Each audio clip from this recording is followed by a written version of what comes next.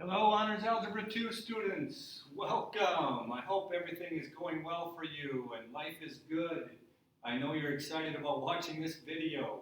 We're going to learn a lot here about the unit circle, review a little bit of that, and talk all about radians today. All right, so here we go. Radians, and we're going to review reference angles. We did reference angles with degrees. Here's an example of pi over 6, which is the same as 30 degrees. A little better picture would be if it was drawn right about here. But if it's in the first quadrant, this distance, it's going to be 30 degrees, or pi over 6 if we're in radians.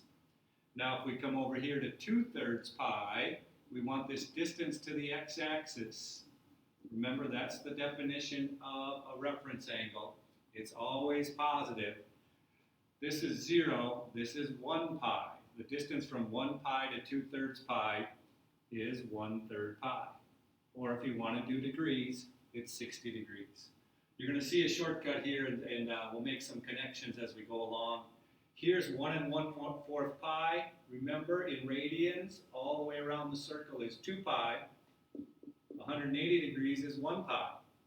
So if we've gone 1 1/4 pi, our distance here to the x-axis is 1/4 pi, which is 45 degrees.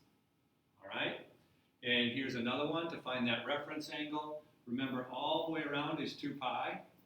Well, 2 pi, when we're doing sixths, would be the same as 12/6 pi. They're the same. 11/6 pi from 12/6 pi would be 1/6 pi, which is 30 degrees again. Notice this had 6 as a denominator, and that's your reference angle. This has 4 as a denominator, that's your reference angle. This one had 6 as a denominator, that was your reference angle. This one had 3, that's your reference angle. So we do radians a lot of times just because it's easier. We're going to sketch the angle, find the reference angle, do a few more practice times. Remember now, all the way around is how far? That's right, 2 pi. Halfway around is 1 pi. 7/6 is the same as 1 1/6, so we came a little bit past 1 pi.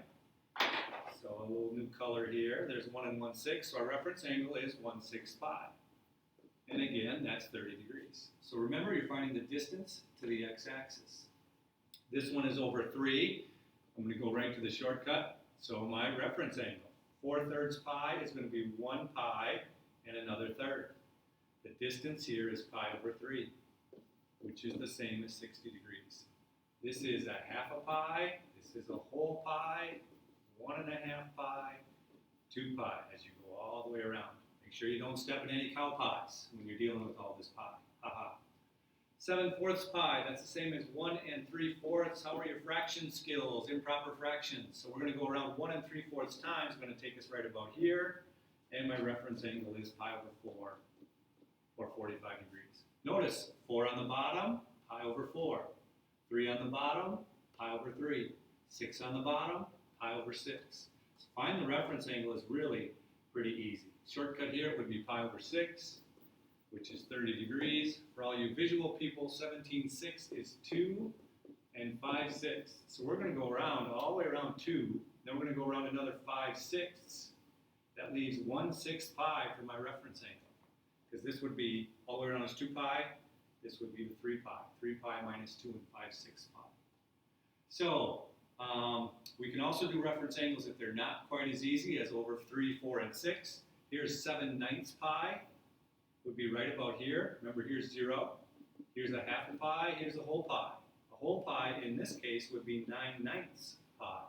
So our reference angle is 2/9 pi.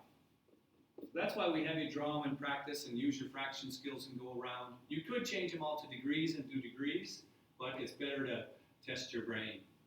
Here is a good page for you to write down in your notes. Pi over 6 angles always have a reference angle of, and I'm going to use degrees, 30 degrees. Pi over 4 is always 45 degrees. And pi over 3 is 60 degrees. Memorize this. It'll make your life very easy. This is pi over 6. So we'll show you on the unit circle in a little bit here. But here's your 45 degrees. Here's your 30 degrees. That's if you're going by sixths. Pi over 4, 60 degrees, pi over 3. We'll put that up here in just a minute. Okay, so now we're going to use this to do some evaluation in terms of radians. So we're going to draw the original angle, 2/3 pi. That's going to be a reference angle of 60 degrees. Come back here, anything over 3 is going to be a 60 degrees. So 2/3 pi is going to be right about here. This is a 60 degree reference angle. Right? My turn was 120 degrees, which is the same as 2/3 pi. Now I'm going to draw my triangle down here. 30, 60, 90s go. 1, 2, square root of 3. We're in the second quadrant, so the 1 is a negative. We're going to go from this reference angle, and we're going to do SOHCAHTOA. In this case, that would be opposite over hypotenuse to get our value.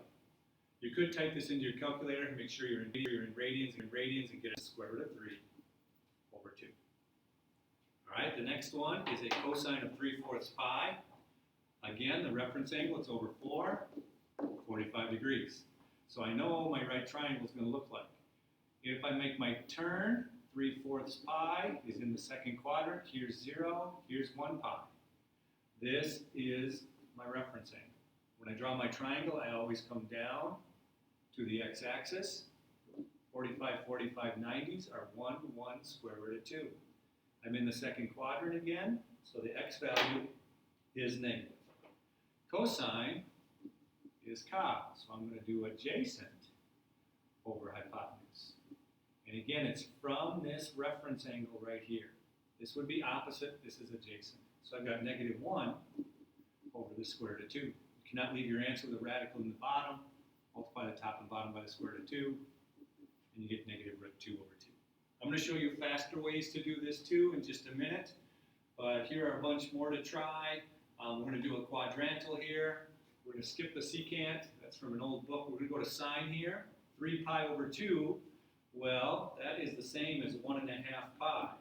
So this is going to be a quadrantal. We're going to come around here. Here's 1 pi. Here's 1½ pi. So we cannot make a triangle. And we know on the unit circle we are over 0 down 1. And the y value, remember sine, is y over d. And d is the square root of x squared plus y squared. And the reason we use a unit circle is because d is always 1. So the sine value is the y value, which is right here, which is -1. Whoops, put that in the wrong spot. Our reference angle, we really don't have one. I call these quadrantals. Your answer is -1. It's right in between the quadrants. Here are some more to try. Tangent of -3/4 pi, we would go this way. Our reference angle would be 45 because it's over a 4. And we make a triangle up in here. We're in the third quadrant where everybody's negative. So it goes 1, 1, square root of 2, but these two values would be negative. Tangent is going to be opposite over adjacent from the reference angle. Here's the opposite. Here's the adjacent. It's -1 over -1, which is 1. So I hope you're getting the hang of using these radians. I'm going to take you now, we're going to do coterminal angles in just a little bit. I'm going to take you to the unit circle and we're going to do some of those values that we had before. So the unit circle, I've asked you to kind of memorize these coordinates. 45 degrees, if you remember, are √2 over 2, √2 over 2.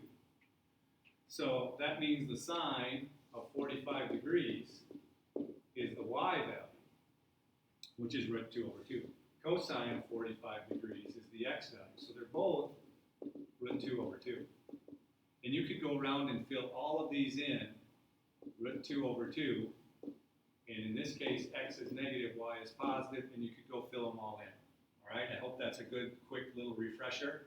But what I'd like you to be able to do now is not only fill in all these points, but could you put in the radian measure rather than their degree? So if you remember, this one is √3 over 2 and 1/2. This one is 1/2 and √3 over 2.